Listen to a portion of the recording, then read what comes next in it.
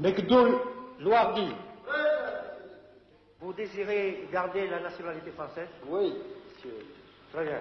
Vous voulez signer la déclaration? Oui, monsieur le juge, merci. Oui. Guergat Boudjima. Approchez, approchez. Vous désirez garder la nationalité française? Oui, monsieur le juge. Très bien. Signez la déclaration. Oui, monsieur le juge. Cette cérémonie a lieu tous les mercredis. Au camp militaire de Rivesaltes, près de Perpignan, nous avons vu les harkis rapatriés d'Algérie faire leurs premiers pas dans la vie métropolitaine.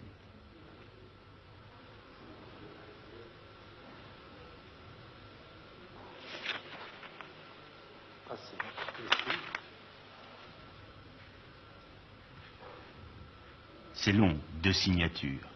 Parfois, monsieur le juge s'impatiente un peu. Vous l'avez vu.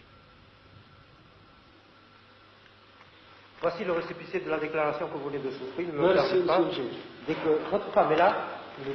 Ah, approchez, madame. Guergat et Boudjema. Présent, monsieur le juge. Approchez. Vous désirez garder la nationalité française, madame? Oui. Oui, monsieur.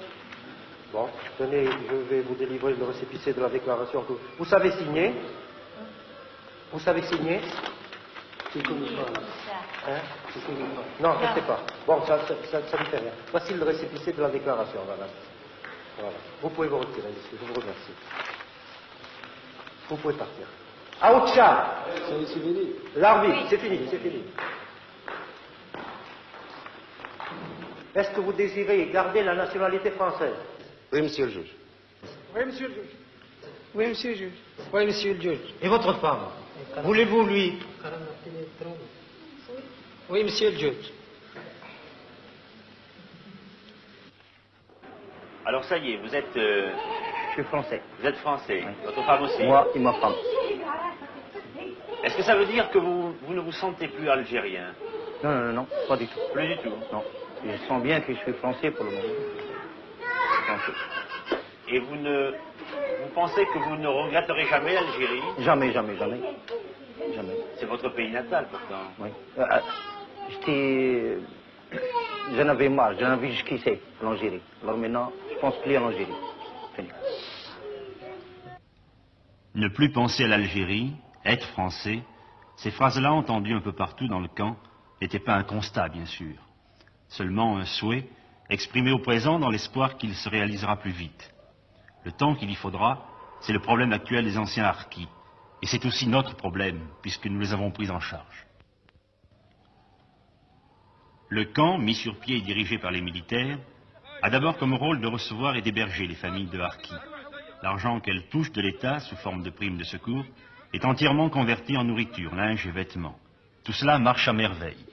Mais il faut aussi les préparer à la vie qui les attend en France. Aux hommes, on fait suivre des cours de préformation professionnelle, bâtiments et métaux, et aussi des classes d'IVM, initiation à la vie métropolitaine.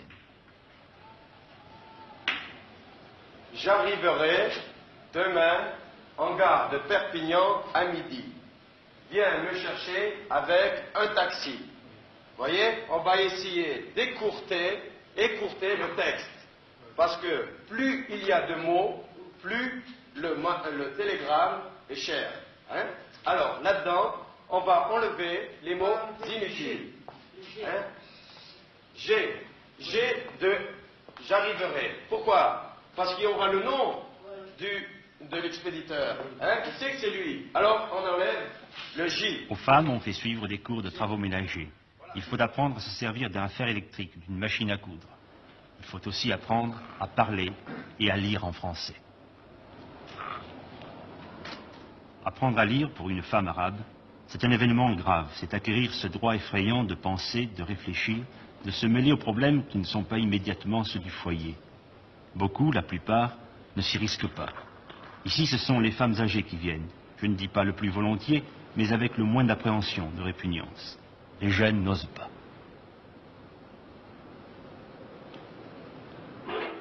Dites-moi, est-ce que votre femme parle français? Non, elle comprend, mais il ne parle pas. Si vous le parlez, vous le causez, il comprend ce que vous dites, mais pour répondre, il ne faut pas répondre. Vous comprenez ce que nous disons, madame? قال لك لو كان نهضر معك تفهمي تنقول لك بالفرنساويه. Ça serait plus pratique que votre femme parle français, non? Pour la vie de tous les jours, enfin. Moi je voudrais bien parce que là-bas à l'Algérie c'est l'homme qui fait le marché, qui fait ça. Et moi je voudrais bien que ma femme qui est à ma place, c'est ma femme qui fait le marché, qui l'achète, qui fait tout ça. Moi je voudrais bien ça, qu'il apprenne. Quand vous aurez une paye, un salaire, vous lui donnerez de l'argent pour le ménage? Oui, je le donne. Et je donne d'argent, mais il ne sait même pas compter. Ils ne connaissent pas ni billets de 1000, ni de billets de 500. Ils ont billets de 500 ou billets de 5000, et pour elles, c'est pareil. Pourquoi est-ce qu'elle ne peut pas suivre les cours de rattrapage? Si. Je ne l'empêche pas d'aller. Qu'est-ce qu'elle en pense, elle? تروحي؟ تقري ولا ما تروحيش؟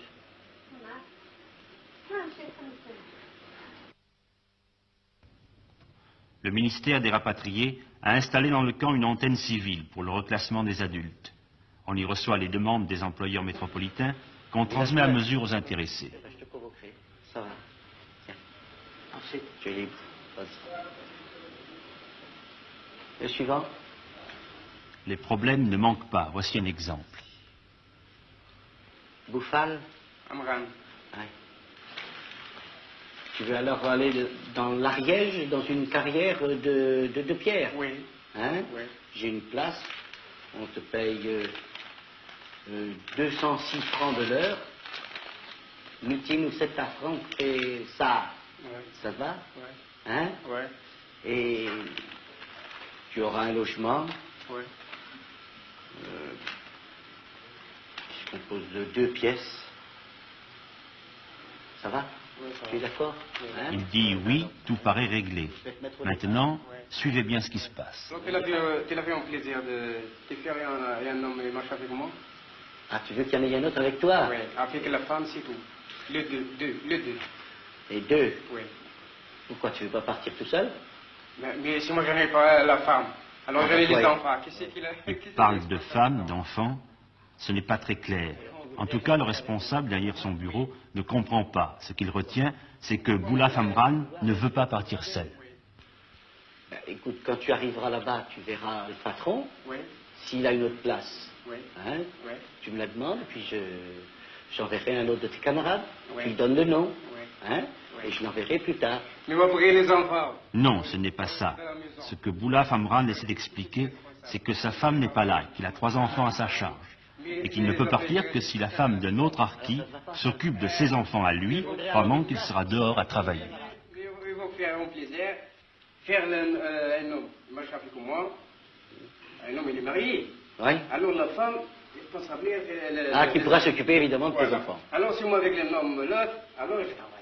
Bon, Alors, ben, je vais te réserver pour un autre dossier où il y aura 2 Oui. ouvriers. Oui. Hein, tu voudrais partir avec un camarade. Oui. Voilà, des problèmes semblables, il y en a tous les jours. Oui, merci. Allez, ça va. Ça va. La La catégorie. carte d'identité. La catégorie. Où Elle est là. ça, voilà. Tiens, Merci, hein. voilà, d'accord. Une bonne solution collective au problème du reclassement, ce sont les chantiers forestiers. Celui de Pujol-de-Bosque, au-dessus de Carcassonne, est ouvert depuis quelques semaines par des Kabyles venus de Rivesaltes. Ils sont 37 à travailler là, sous la surveillance d'un fonctionnaire des eaux et forêts. Le soir, vers 5 heures, ils quittent le chantier et rentrent à Pujol-de-Bosque, un village abandonné qui est devenu leur village.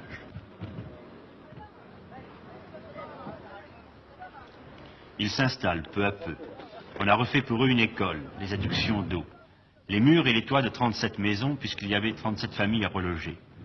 Le problème reste l'isolement. Le village habité le plus proche, Villeneuve, est à 7 km, par une route étroite et sans revêtement, à peine carrossable l'hiver. Pourtant, les commerçants de Villeneuve se sont toujours arrangés pour monter jusqu'ici, quel que soit le temps. Le boulanger, que voici, vient chaque jour, le boucher 2 fois par semaine. L'épicier, ou plutôt l'épicière, 1 fois. Tous en fin d'après-midi, puisqu'il faut attendre que les hommes, qui seuls ou presque peuvent effectuer les achats, soient rentrés du travail.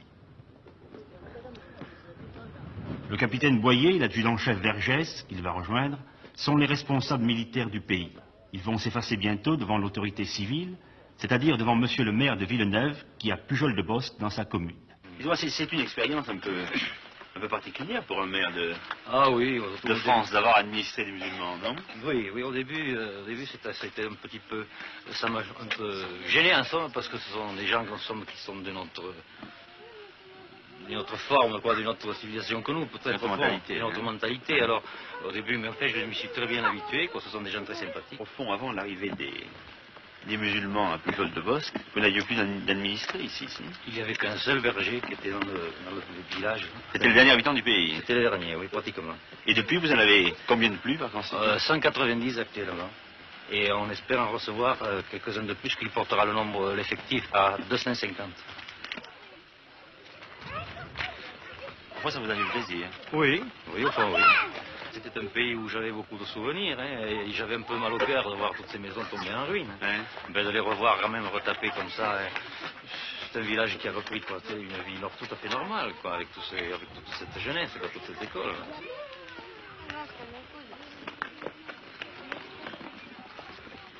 Ça te plaît de vivre en France? Oui. Tu aurais pas préféré rester en Algérie, non? Non, là c'est mieux. C'est mieux en France? Oui. Dis-moi pourquoi. Parce que là c'est mieux. Parce que là-bas, il y a FLN. Il y a le FLN là-bas. Oui. Tu avais peur du FLN? Oui. Tu te plais ici? Oui. Tu préfères être ici ou être en Algérie? En Algérie. Oui. Tu étais à quel endroit en Algérie? Kerba. Pourquoi tu préférais l'Algérie? Mon pays, l'Algérie. Tu allais à l'école déjà en Algérie? Oui. À quel endroit? J'étais à Binabra. C'était pareil qu'ici? Comment? C'était comme ici l'école? Oui. Pas tout pareil? C'est pareil, oui. Les maisons, elles sont comme en Algérie? Non, ne sont pas comme en Algérie. Comme elles sont? L'Algérie, c'est avec des roseaux et puis de la terre. Et ici? Ici, c'est avec des ciments. Et puis, dessus, c'est des plaques comme ça. Oui. Et puis aussi, des planches dessus. À la seule femme kabyle parlant français, Madame Aguazil, nous avons demandé depuis quand elle était installée. 15 jours. Ça fait 15 jours. Ça fait 15 jours seulement que vous Oui, êtes là? oui. Très bien. Vous étiez à Rivesaltes avant? Oui, à Rivesaltes. C'était bien là-bas, Rivesaltes? Oui, il était bien. Même mieux qu'ici. Pourquoi? Parce que vous avez une maison à vous ici? Oui, parce que nous autres, on est à la maison. Là-bas, c'est à l'armée. Ça, c'est à nous. C'est à eux, oui. Le réchaud à gaz, les chaises, la table, le coin où ils rangent ce qu'ils ont pu sauver dans leur départ. Ces clés suspendues au plafond sont celles de la maison, en Algérie. Vous avez combien de pièces? J'ai 3 pièces. Il y a 2 chambres, une cuisine. C'est-à-dire la pièce ici, Oui. et puis 2 chambres. Oui, un chambre pour le gosse, un chambre pour moi, une cuisine. Vous êtes combien dans la famille? Il y a Jacqueline, 6. 2 sœurs et un frère. et puis votre mari. Oui. Combien il touche votre papa? Quel est son salaire? 1500 francs par jour. Ici. Vous avez les allocations familiales ou non? Oui, ici. Qu'est-ce que vous pensez, que vous resterez ici? Oui. On va partir alors. On va rester ici jusqu'à la fin. Ça vous plairait de vivre Oui. ici? Oui. Hein? Oui.